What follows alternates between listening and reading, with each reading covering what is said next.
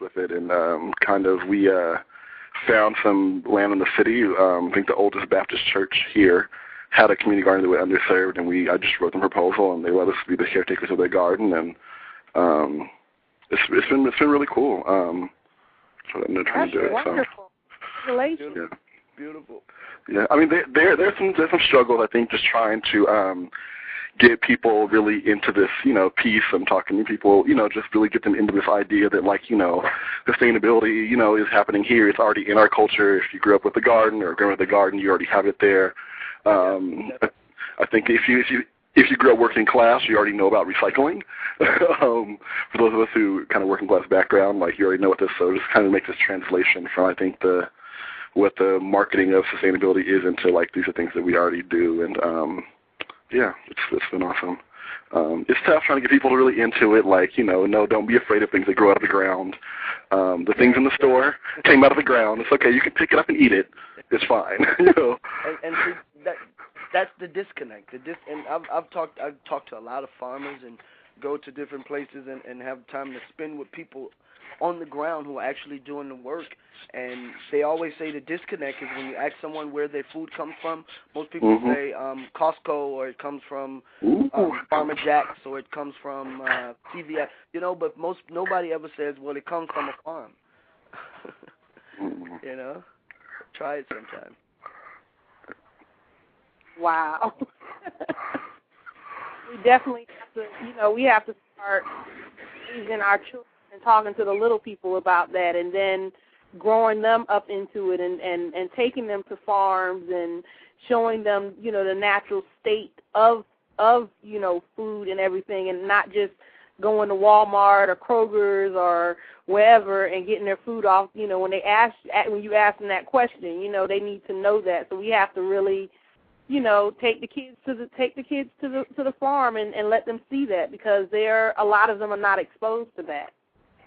I think, in my experience, just from this community gardening piece, we're going into our third year. At the end of the season, we'll be preparing for the third year. I feel like the children and the youth, for them, it's easy.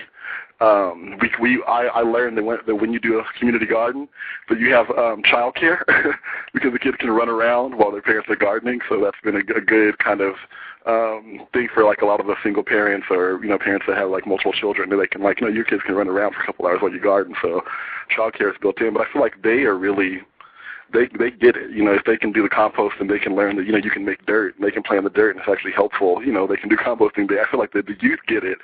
In my experience, it's been the adults that I feel like need a little more kind of push into it. Yeah, true. Yeah, but it brings community together, just like you say. Those things that came out in terms of the child care and people looking out for each other's children. Those are the things we used to do, but we became disconnected somewhere along the line, and the children were always turned over to a corporation where you would pay them a fee to take care of your kids while you do the work, when you're really just doing the work just to eat. You're doing the work to eat. So if the eating part out of the way, a lot of the work is done already, And so your work doesn't go just you have to work to eat, whether you're going to work in an office to eat or whether you're going to work in the field to eat. It's much safer these days to work in the field to eat, and then have another little gig if you want to buy trinkets or televisions or nice other things, But it's such we should spread more of the facts. The facts like 12 million children in America are at risk of hunger and not have adequate food every day. In our state of South Carolina, there are 100 and some odd thousand out of 449,000 children that are African American and obese. People, we don't talk about these things. It's really a serious disease.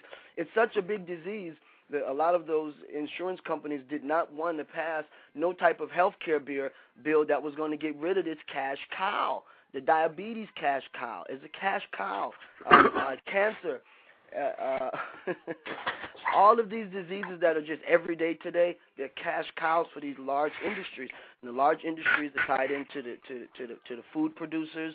The food producers are tied into the government, who subsidizes the farms. You see, and so once people get to understand the system and get the facts, then they're going to pay a lot more attention. I get a lot of people's attention in my personal circle a lot of times. It's difficult, I know, but just with the bare facts, you know, let them know what they're eating. Yes.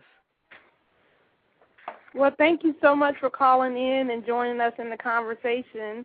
And we're going to go ahead and cutting the mic off now. And, Your Highness, do you have any other?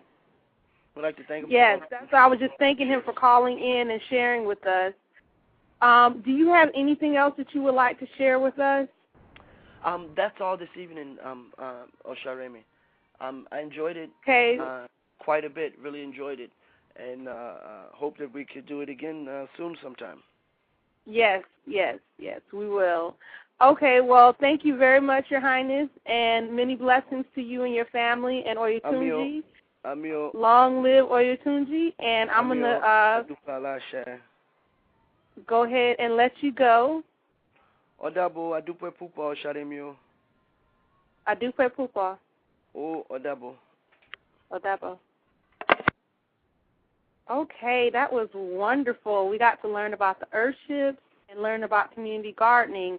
I hope that this show will help to encourage more of them, people to get more information about the Earthships. Like I said, go on and Google it. You can look at some images. You can go to Wikipedia and also to earthships.com and get more information. You also can get information about Oyetunji initiatives at www.oyetunjiafricanvillage.org. That's OYOTUNJI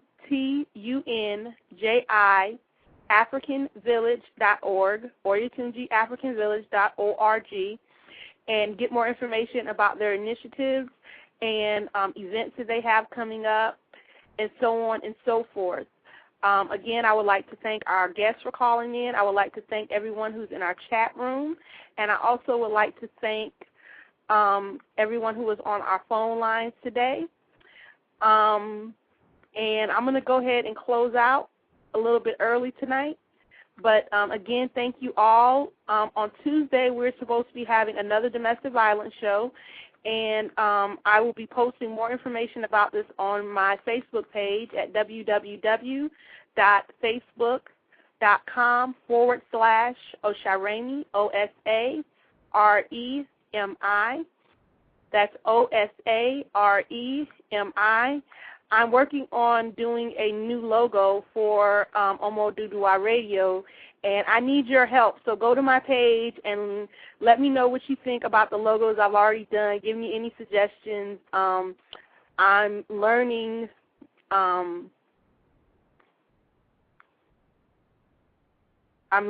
to do Adobe Photoshop.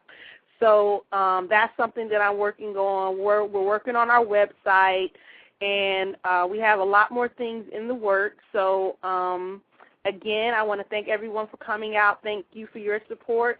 I would love for you to go to our fan page on Facebook or our group and let me know what you think of the different shows. We post a link to each of our shows on our Facebook and our fan pages and my Facebook page. So you let me know what you think of the topics. If you have any other topics that you're interested in us doing, definitely let us know, and we really will appreciate it. And I'm going to go ahead and close out with the prayer. I hope everyone have a wonderful weekend, and I look forward to hearing back from everyone next Tuesday, same time, same place, 9 p.m. Eastern Standard Time, for OORadio.